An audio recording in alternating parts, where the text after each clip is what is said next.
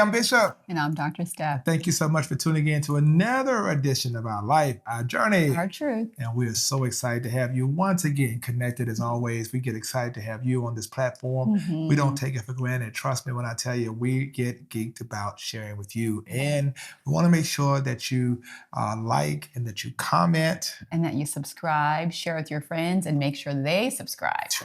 That's right. So let's get it up. Let's do it. Help us to build this platform, to continue to get this word out to people, information that we know that can be a blessing to their life. Also, follow my wife, Dr. Steph. Follow her at Dr. Steph Walker. Follow me at Joseph Walker 3. And of course, you can go to josephwalker3.org to get our merch, to get our book, all that cool stuff out there. Go check it out. It will be a blessing to you.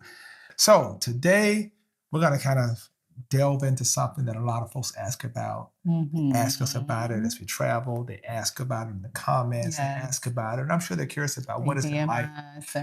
What is it like to kind of walk in this space, this anointing, this assignment of a pastor and pastor's wife, the first lady. And how do those expectations or otherwise impact our normal life? What does that look like with our children, our family? We have a very unique situation because I remember I was very, very, very clear and intentional when I first met you to say, I want you to not come into this with any preconceived notions, but be yourself. Think I did a pretty good job with that? I think you did an excellent job. Yes. Yeah, be yourself. You carved out a space, though.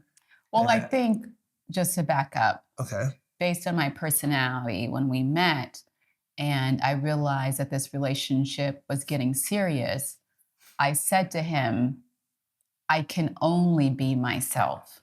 I only know how to be myself.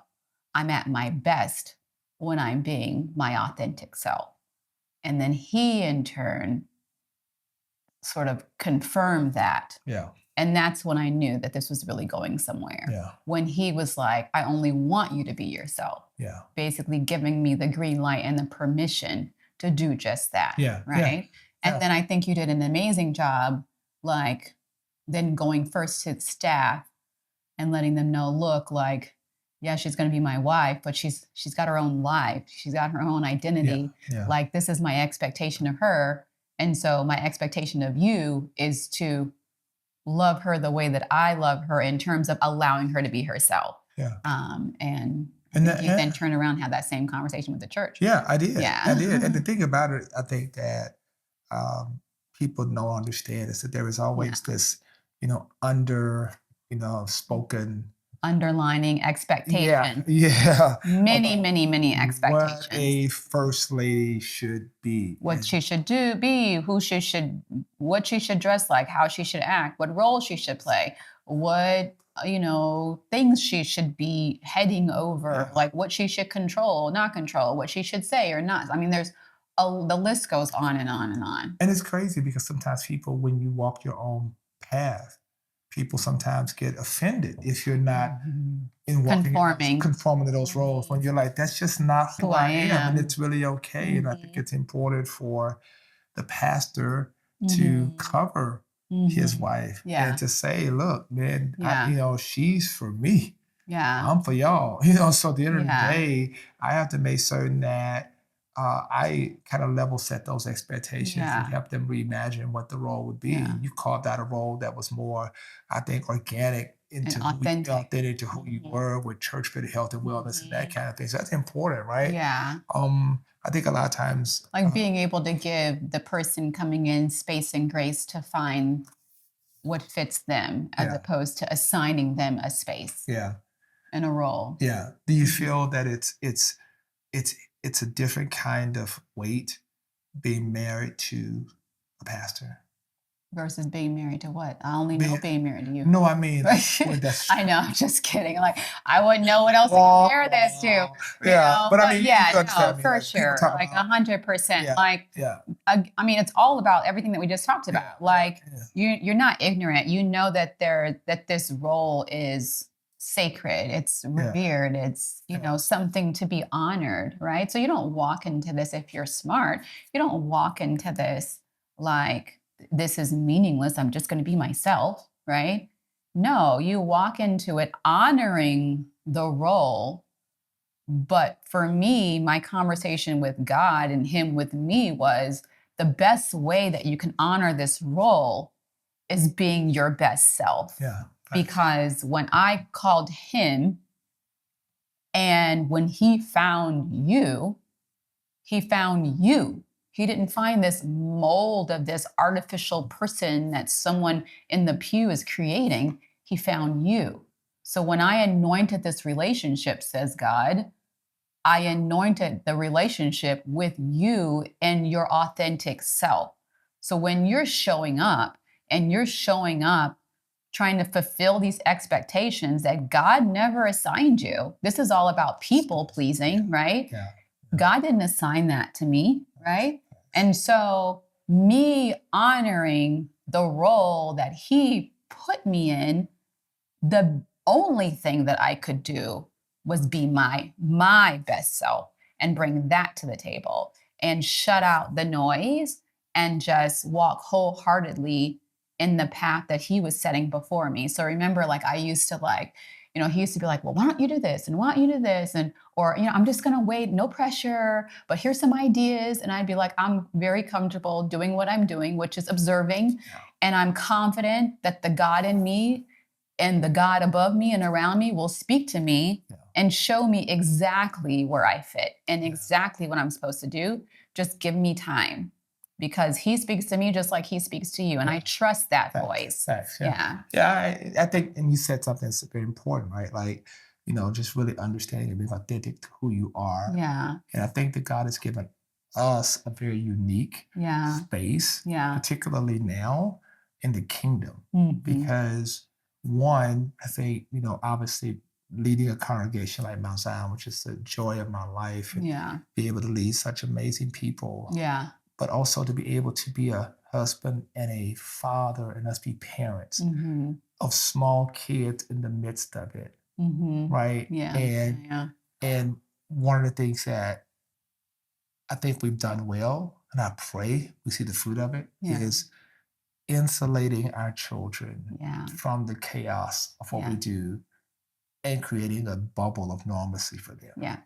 That they see us in our normal self. Yeah. And we talked about that. Yes. Yeah. Yes. And that's so important. But that also says it was very intentional. Yes, which says that, to Mount Zion's credit, for the most part, that they've had to reimagine what their expectations of me were. Yeah. Over time. Over time. It's been 16 It's been years. 16 years that we've been married.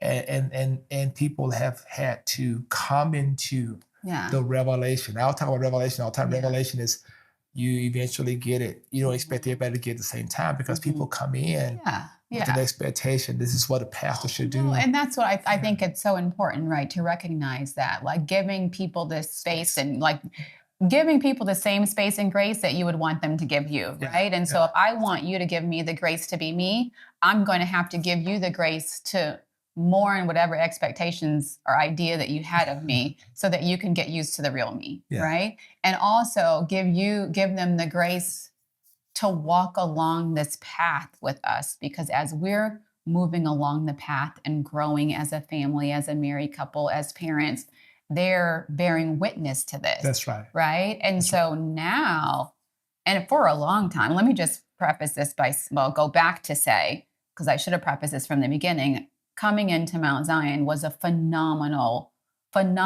positive experience for me. Like I've heard horror stories from a number of other first ladies around the country, and Mount Zion embraced me from day one. I felt like I had family from day one. Like, has it always been perfect? Like, there's no situation that would be perfect. I would be lying. Everyone would be telling stories if they said it was all perfect and hunky-dory all the time.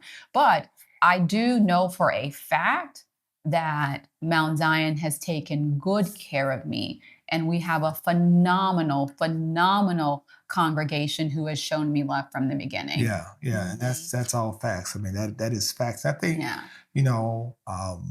for me, I think one of the things that, I think I want people to understand, because my commitment to doing all of these things well being a good steward of the blessing and the responsibility of leading God's people and stewarding vision. And I do that through delegation. And the way I'm able to be present for my family is because I've chosen to raise up people to delegate certain responsibilities to. And but you also work really hard. Oh my God. Right? I'm getting at that. Yeah.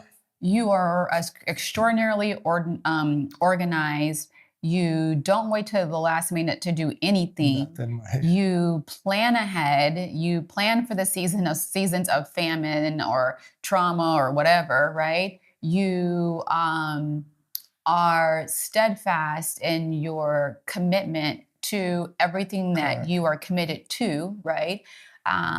But you also because what it sounds like when you say you delegate, it sounds like you just make everybody else do the work. Yeah. No. When they look at what you've done, you work 4 months in advance. Yeah. Knowing that the next season coming up is baseball season for little Joseph and, recital season for Giovanni. So everything that I need to do in April is done in January. Yeah. So when we hit January, I'm not floundering. You're not floundering trying to get everything together because it's already done. It's already done. You work so well in advance in preparation for the unknown. Hours of midnight toil. Exactly. So you're up late at night. You're out all day, grinding or what have you. So it's not that you're just strictly delegating. It's that you have built an amazing team of people around you who have caught your cadence and whatever. Exactly. Yeah, no, that's what I was getting at. I think that, I think one of the things I'd like people to know though, I think is like the weekend. Like a lot of people, they truly work all week, and then the weekend is their weekend. It's like, which is normal. It's normal. Right? But our lives are not normal. They're completely reversed. And so imagine you work on the weekend. Imagine the weekends are sometimes the busiest times for us. Imagine, I'm gonna walk you through this. Imagine Saturday morning getting out and your kids have 5 and 6 activities and you're there. And then imagine, you have to go and really spend time with God. I don't prepare my messages on Saturday, thank God. But I spend time consecrating and spend time sending my team notes that I've changed the message. And so she knows around 2:00, my mind has pivoted. My spirit has pivoted. I'm shifting toward Sunday. No matter where we are. It's like clockwork. It's like clockwork, 2:00. And you care, and then this spiritual thing happens. A lot of people don't know. Spiritual thing starts taking hold where God begins to lay on you the burdens of the people. People don't understand that. Every clergy person who's watching this is probably looking at their spouse and looking at their feet. People are like, yes, that's how I've been trying to articulate. The burdens of the people are laid upon the pastor before he or she preaches the message. And it is a very, very deep thing. And when that's happening, like you really need to be in this space where you can process that and put that in that message. And then Sunday comes, and it's not a normal Sunday. I pastor a church in 4 locations. So I'm up at 5 a.m, and we start at 7, then 8:15, then 9:30, then 11:15. And then when I get home, the kids, they just want to play. Like, where are we going? What are we doing? You've been gone all weekend. What's going on? Exhausted. But it's the weekend for the kids. Right. So I then have to forget about how exhausted I am and pour my energy into the kids. And then Monday is the Sabbath for you and I, right? And sometimes it gets occupied by other things. Yeah. But I'm not saying this as an admission of a burden. I'm saying it to help people process that when we choose to do something other than what we really do in the weekend, we really choose to do that. Well, I think part of it is helping people understand, like, the week is the week. It's a normal work week, right?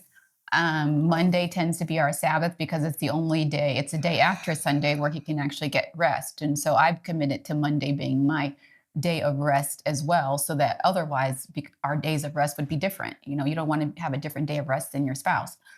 And so, but for the kids, like Saturday is our sacred family day, right? If we're busy all week long and daddy is busy all day Sunday, And his true Sabbath or rest day is Monday when the kids are in school. When do they have their dad? On Saturday. And so, and I say this in love, like people don't always understand. They're like, can Bishop do this at 2:00 on Saturday? Or can he do this at 8:00 on a Saturday morning? Or can he do this at 10?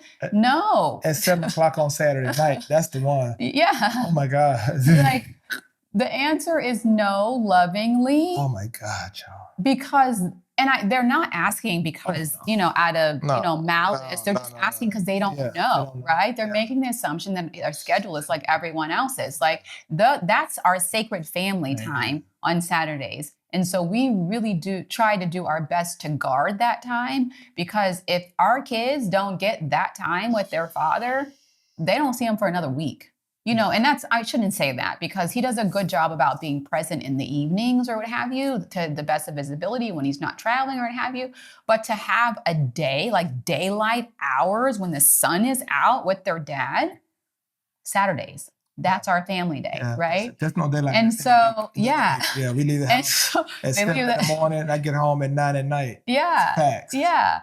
And so and that's because of all the kids' activities after school, right? Yeah. And so it's important, it's just critically important for people to understand that when we say, unfortunately, we can't accommodate that in our schedule, don't be upset.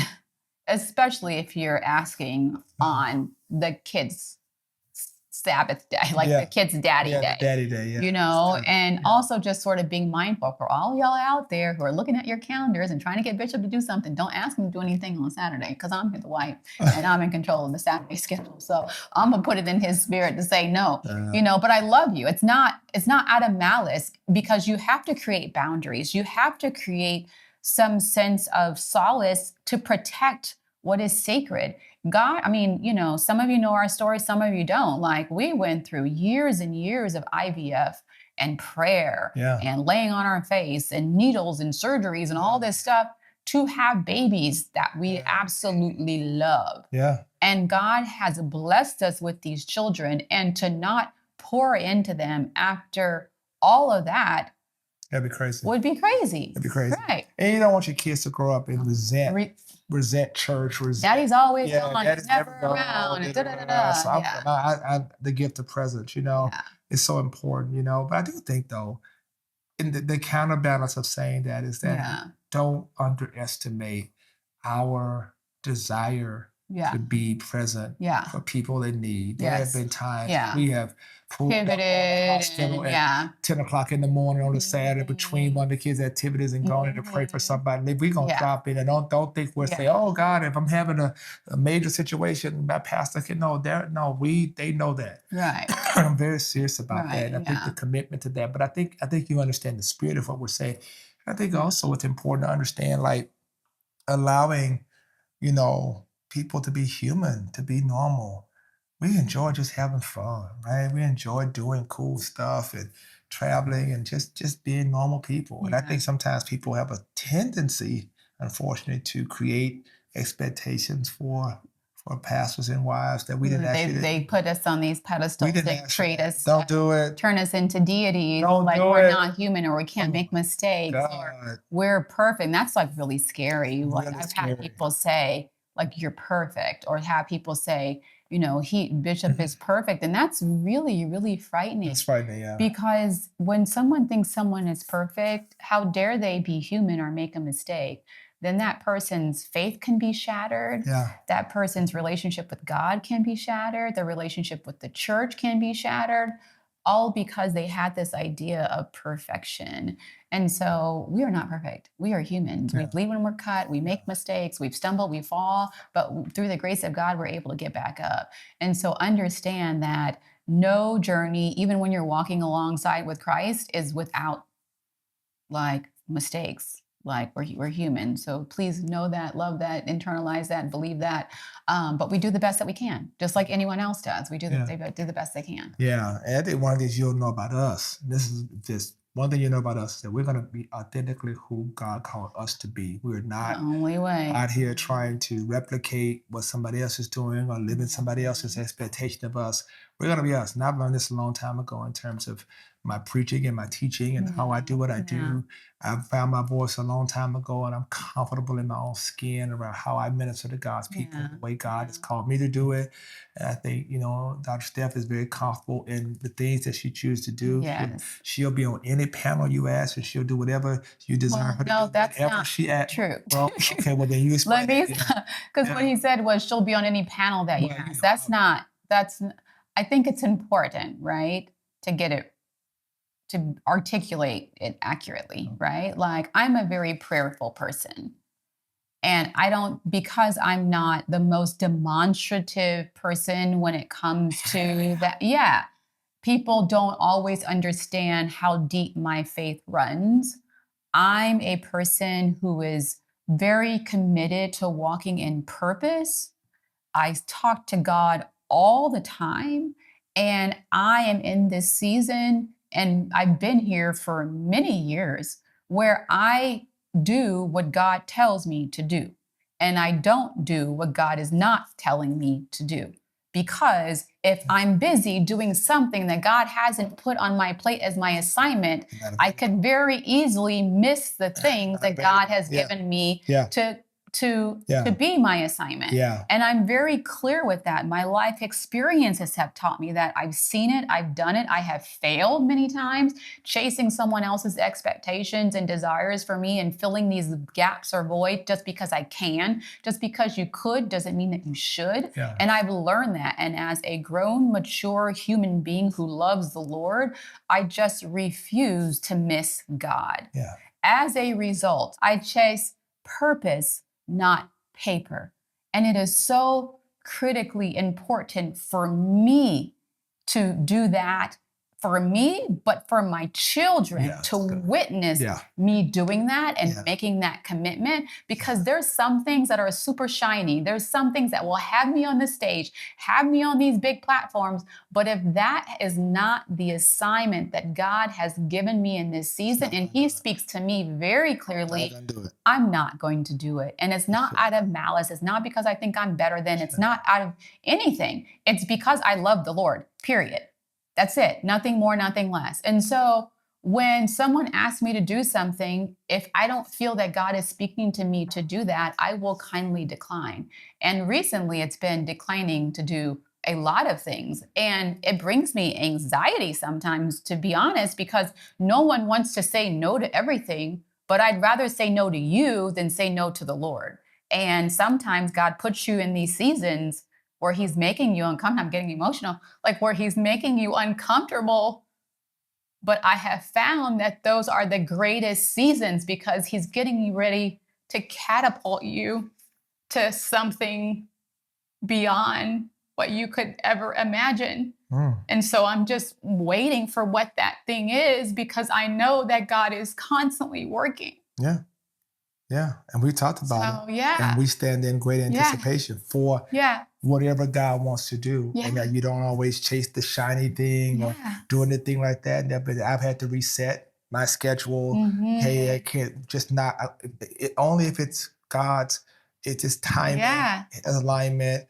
And we know God has called us to do something that is extraordinary. And it is yet to be revealed to us, the level and depth and all of that. We just, God, whenever you're going to do it. But the end of the day, just be ready. Be ready. You make yourself stay ready so that you don't have to get ready. Right? Like, you make sure that you're doing whatever it is that you need to do in this season to be prepared for what's next. You don't want to get an assignment and be like, what am I supposed to be doing now? No, you want to get an assignment dropped in your lap, dropped in your spirit, and take off running with that, so that you don't miss whatever that thing is that God has in store for you. Ooh, baby, that's powerful. Look you, girl. Sorry, I wasn't. That's all right. No, y'all see, she's full of that, and all that revelation, and that's what it's about, guys. And so we hope that we've helped shed some light about who we are.